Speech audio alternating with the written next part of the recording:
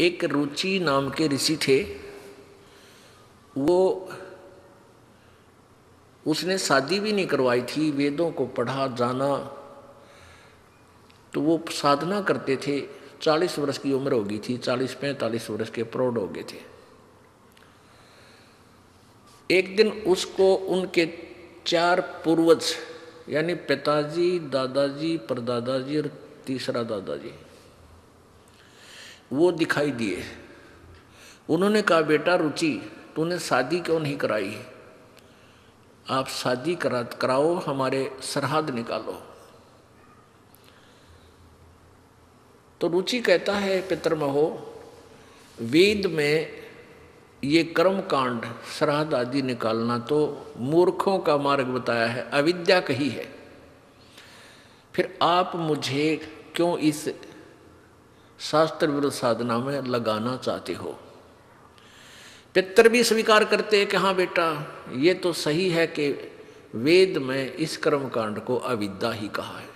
फिर भी कहते हैं ऐसा है वैसा है। उसको मूर्ख बनाने के लिए अपनी वो तिगड़मबाजी लगा के उस प्यारी आत्मा को भी डरा धमका के और अपने साथ नरक में डाल लिया।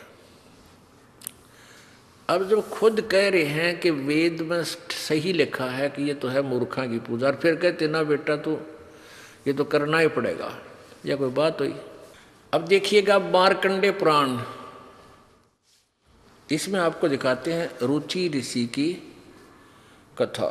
ये मार्कंडेय पुराण है, मार्कंडेय पुराण, सचित्र मोटा टाइप, केवल हिंदी, संक्षिप्त, गीता प्रेस गोरखपुर से प्रकाशित है। गीता प्रेस गोरखपुर जो है हिंदू समाज के लिए ISI मार्क है। मार्कंडेय पुराण सब गीता प्रेस गोरखपुर से प्रकाशित है। प्रकाशक हैं एवं मुद्रक गीता प्रेस गोरखपुर, गोविंद भवन कार्यालय, कोलकाता का संस्थान। इसके 243 पृष्ठ पे 42 पे आपको दिखाते हैं। पृष्ठ नंबर 242, संक्षिप्त मार्कंडेय पुराण, रोच्य मुनि की कथा, रोच्य मुनि की उत्पत्ति कथा। मार्कंडेय जी कहते हैं, ब्रह्मन पूर्व काल की बात है, प्रजापति रुचि ममता और अहंकार से रहित इस पृथ्वी पर विचरते थे। उन्हें किसी से भय नहीं था, वे बहुत कम सोते थे। उन्होंने न तो अग्नि की स्थापना की थी, उन्हें अपने लिए घर ही बना रखा था। वे एक बार भोजन करते और बिना आश्रम के ही रहते थे। उन्हें सब प्रकार की आसक्ति से रहित एवं मुनिवर्ती से रहते देख उनके पितरों ने उनसे कहा। पितर बोले, बेटा, विवाह स्वर्ग और अपवर्ग का हेतु होने के कारण एक पुण्यमय कार्य है, उसे तुमने क्यों नहीं किया? गृहस्थ पुरुष समस्त देवताओं, पितरों, ऋषियों और अतिथियों की पूजा करके पुण्यमय लोकों को प्राप्त करता है। मोक्ष नहीं, पुण्यमय लोकों को प्राप्त करता है। वह सभा के उच्चारण से देवताओं को, शब्द से पितरों को तथा अन्नदान, बलि, वैश्वदेव आदि से भूत आदि प्राणियों एवं अतिथियों को उनका भाग समर्पित करता है। पितृ पूजा, भूत पूजा, ये कर्म कांड है। बेटा, हम ऐसा मानते हैं, गृहस्थ आश्रम को स्वीकार न करने पर तुम्हें इस जीवन में क्लेश पर क्लेश उठाने पड़ेंगे तथा मृत्यु के बाद और दूसरे जन्म में भी क्लेश ही भोगने पड़ेंगे। रुचि ने कहा, पितरगण, ये देखो, ये सारे भूत इकट्ठे हो रहे, ये देखो, अब देखो। रुचि ने कहा, पितरगण, परिग्रह मात्र ही प्रयत्न दुख एवं पाप का कारण होता है तथा उससे मनुष्य की अधोगति होती है। यही सोचकर मैंने पहले स्त्री संग्रह नहीं किया। मन और इंद्रियों को नियंत्रण में रखकर जो ये आत्म संयम किया जाता है, वह भी परिग्रह करने पर मोक्ष का साधक नहीं होता।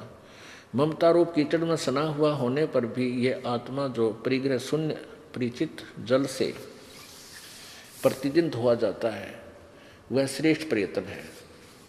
पितर बोले, बेटा, जितेंद्रिय होकर आत्मा का प्रश्न करना उचित है, किंतु तुम जिस मार्ग पर चल रहे हो वो मोक्ष मार्ग है।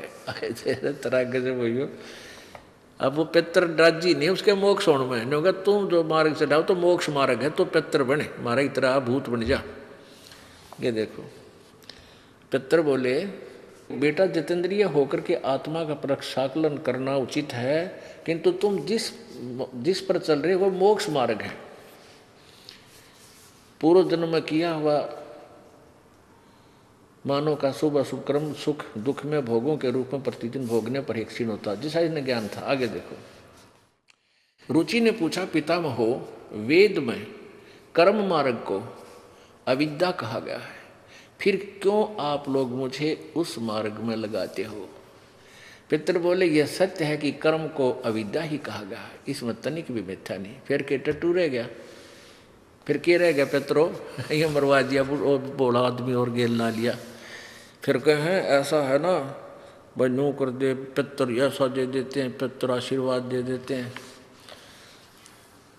पितर इतना तो कर दे मैं इसका थन खराब कर दे, लेकिन ठीक नहीं कर सकते। ठीक तो परमात्मा ही करेगा आशीर्वाद दे के उसके नाम पे।